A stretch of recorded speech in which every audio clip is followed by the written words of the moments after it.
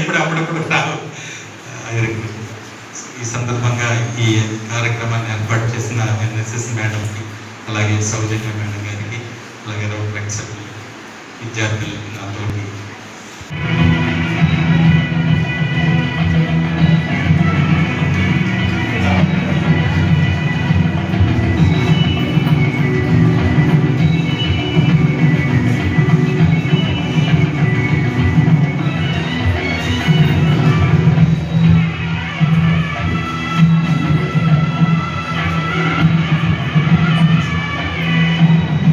కళాశాలలో పబ్లిక్కి కూడా పంచడం జరిగింది.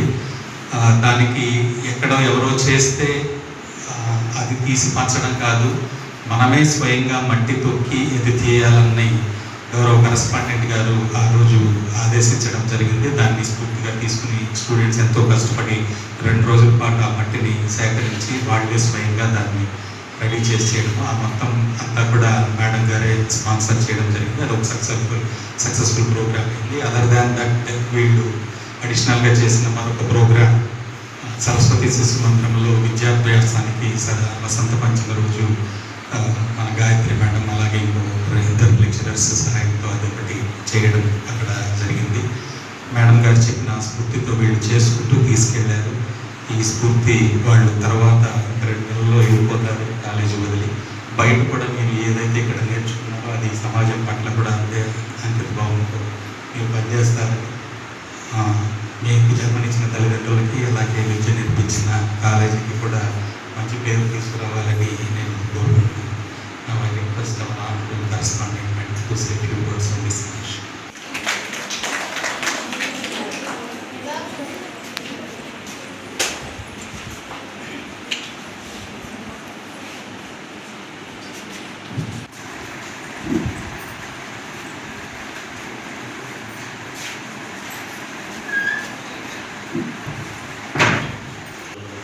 కరెస్పాండెంట్ గారు ఎర్రమణి మేడం గారికి, అలాగే డిగ్రీ కాలేజ్ ప్రిన్సిపల్ హనుమంతరావు గారికి, వైస్ ప్రిన్సిపల్ మేడం గారికి, స్టూడెంట్స్, లీడర్స్ అందరికీ, స్టాఫ్కి అందరికీ నమస్కారాలు. సో ఈరోజు మనం పొట్టి శ్రీరాములు గారి జయంతిని మనం జరుపుకుంటున్నాము. మరి పొట్టి శ్రీరాములు గారి గురించి బాగా తెలిసిన వాడు ఇక్కడ తక్కువ మంది ఉంటారు, వేదిక కింద ఉన్నటువంటి వాడికి. ఆయన చేసిన త్యాగం అందరికీ తెలిసిందే. ఎంత త్యాగమూర్తి.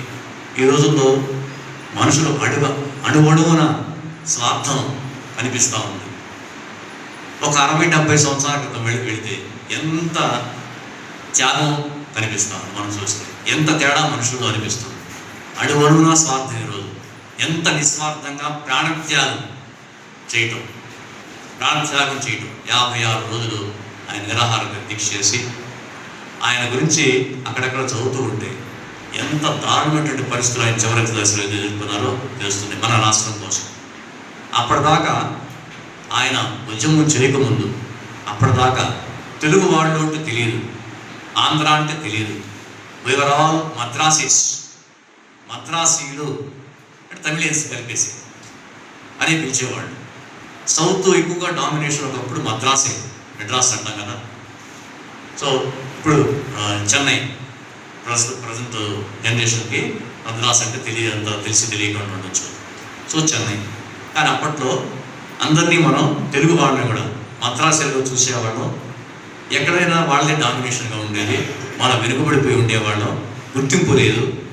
అలాంటి పరిస్థితుల్లో మన వాళ్ళకి గుర్తింపు కావాలి అని ఆయన ఎంతో కృషి చేసి ఉద్యమాన్ని నడిపి చివరికి సక్సెస్ కాకపోయేటప్పటికి చివరికి ఆయన ఆమరణ నిరాహార దీక్ష చేసి ప్రాణత్యాగం చేశాడు. ఆయన ప్రాణత్యాగం ఫలితమే మనం ఆంధ్ర రాష్ట్రం, ఆంధ్రప్రదేశ్ ఇలాన్ని వచ్చాయి. అదొక్కటే కాదు, దేశవ్యాప్తంగా భాషా ప్రయుక్త రాష్ట్రాలు ఏర్పడింది ఆయన త్యాగం ఫలితమే. కాబట్టి మనం ఆ మహానుభావుల్ని గుర్తుపెట్టుకొని ఉండాలి.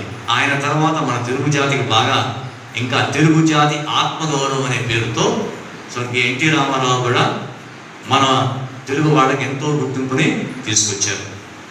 కాబట్టి అలాంటి మహానుభావుల్ని మనకు మనం తలుచుకోవాలి. వీలైతే వాళ్ళ అంతటి త్యాగం చేయకపోయినా చిన్న చిన్న త్యాగాలు, చిన్న చిన్న వ్యక్తిగత స్వార్థాన్ని మనం కొంచెం త్యాగం చేయబడి తగ్గించుకోవాలి. స్వార్థాన్ని కొంచెం తగ్గించుకోవడం, మనం పక్కవాళ్ళ గురించి ఆలోచించడం, స్నేహితుల గురించి ఆలోచించడం, దగ్గరి బంధువుల గురించి ఆలోచించడం, పొరుగు వారి గురించి కొంచెం ఆలోచించడం. ఎక్కడ చూస్తే అక్కడ స్వార్థం పెరిగి అంతా నేనే, అంతా నాకే, అంతా నాదే. మరీ పై స్థాయిలో అయితే, మరి మన కింది స్థాయిలో మనకు తెలిసినంత వరకు, మనకు ఉన్నంత వరకు స్వార్థాన్ని తగ్గించుకొని కొంచెం ఇతరులకి హెల్ప్ఫుల్గా అలాంటి పెద్దవాళ్ళకి ఆదర్శం తీసుకొని మన జీవిత పరిధిలో మనం పయనిస్తే బాగుంటుందని కోరుకుంటూ ఈ అవకాశం ఇచ్చారు. అందరికీ నమస్కారం. శ్రీ పొట్టి శ్రీరాములు గారి 126వ జయంతి సందర్భంగా మనం ఇక్కడ సమావేశమైంది. ఈ కార్యక్రమానికి అధ్యక్షత వహిస్తున్న ఏఈపీ హనుమంతరావు సార్ గారిని వేదిక మీదకు ఆహ్వానిస్తున్నారు.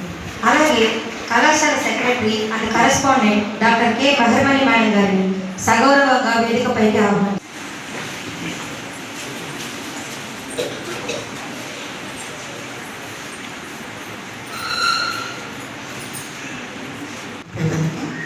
సభలో ఆసీనమైనటువంటి టీచర్స్, మన స్టాఫ్ అందరికీ కూడా వందనాలు, విద్యార్థులకు ఆశీస్సులు. ఈరోజు ఒక చక్కటి కార్యక్రమం ఇక్కడ నిర్వహిస్తున్నారు. ఇంతకుముందు చెప్పారు, మనకి స్వాతంత్ర సిద్ధి కోసం, ఆ తర్వాత ఈ విధంగా మన రాష్ట్ర విభజనల కోసం ఎంతోమంది త్యాగం చేశారు. త్యాగం అన్నటువంటి పదానికి అర్థం ఆనాటి రాజకీయ నాయకులు కానీ, ఈ స్వాతంత్ర సమరయోధులు కానీ ఇప్పుడు ఆ త్యాగం అన్నటువంటి పదమే మన సమాజంలో నుంచి కనుమరుగైపోతూ ఉంది. ఇంతకుముందు చెప్పినట్టుగా మన సురేష్ సార్ కానీ, హనుమంతరావు సార్ కానీ చెప్పినట్టుగా స్వార్థం అనేటటువంటిది ఇప్పుడు ప్రతి ఒక్కరిలోనే ముందుగా ఏదైనా ఒక పని చెప్పినా, ఏదైనా ఒక పని చేయాలన్నా ఇందులో నాకేంటి అనేటటువంటి భావన ప్రతి ఒక్కరిలో ఉంది. దీనివల్ల మనకేంటి లాభం, నాకేంటి లాభం, నా కుటుంబానికి ఏంటి లాభం అనేటటువంటి ఆలోచన ఎక్కువ మనకి సమాజంలో కనిపిస్తున్నందువల్ల ఈ త్యాగం అనేటటువంటి గుణం కనుమరుగవుతుంది. ఈ విధంగా మీరు రోట్రాక్ట్ కానీ, ఎన్ఎస్ఎస్ కానీ ఇటువంటి స్వచ్ఛంద సంస్థలు ఎందుకున్నాయి అంటే మీలో ఉన్నటువంటి ఒక సేవాభావాన్ని, ఒక ఐక్యతని, ఒక మంచి క్రమశిక్షణని అభివృద్ధి చేసుకోవడానికి ఒక సదవకాశం మీకు. ఎందుకంటే సేవ అనేటటువంటిది ఇతరులకి, మనకు మనం చేసుకోవడం కాదు, ఇతరులకి. మన పెద్దవాళ్ళు, కవులు ఎంతోమంది చెప్పారు, గురజాడు చెప్పినట్టుగా సొంత లాభం కొంత మానుకోండి, అంతా మానుకోక్కర్లే, కొంత మానుకోండి. తనకు మాను ధర్మం చేయమని ఎవరు కూడా అడగరు. సొంత లాభం కొంత మానుకొని పొరుగు వాడికి తోడుపడమే అన్నారు. కాబట్టి పొరుగు వాళ్ళంటే మన చుట్టూ ఉన్నటువంటి వాళ్ళు. కాబట్టి వాళ్ళకి మనకి వీలైనంత వరకు ప్రతి ఒక్కటి కూడా ఆర్థికమైనటువంటి సంబంధాలు అవసరం లేదు. డబ్బు ఖర్చు పెట్టకుండా కూడా మనం సేవ అనేటటువంటిది చెయ్యొచ్చు అనే దానికి ఈ ఎన్ఎస్ఎస్ కానీ, ఈ రోటరాక్ట్ ఇటువంటి సంస్థలు డబ్బుతో కొన్ని సేవలు చేయొచ్చు. ఈ ఆర్థికమైనటువంటి సహాయం లేకుండా కూడా మనం సేవ అనేటటువంటిది చేయొచ్చు అన్నదానికి ఇవన్నీ కూడా ఉదాహరణ. స్వచ్ఛందంగా అంటే ఎవరి యొక్క ప్రోద్బలం కానీ చేయాలి, పబ్లిసిటీలు ఇటువంటివి కాకుండా తనకు తానుగా ఆలోచించుకొని మనం ఈరోజు ఎవరికైనా ఏదైనా ఒక సహాయం చేయగలమా అనేటటువంటిది మీలో అటువంటి లక్షణం పెంపొందించే అవకాశం ఈ స్వచ్ఛంద సంస్థ ద్వారా మీకు లభిస్తుంది. ఉదాహరణకి మీరు ఊరికే ఒక స్టూడెంట్ ఏదైనా ఒక సబ్జెక్ట్ అర్థం కాకపోతే మీరు బాగా చదివే స్టూడెంట్స్ లేకపోతే మీకు బాగా తెలుసుంటే దాన్ని మీ స్నేహితులకి ఎక్స్ప్లెయిన్ చేసి వాళ్ళకి లైక్ చేయండి, షేర్ చేయండి, సబ్స్క్రైబ్ చేయండి. మరిన్ని వీడియోల కోసం బెల్ సింబల్ పై క్లిక్ చేయండి.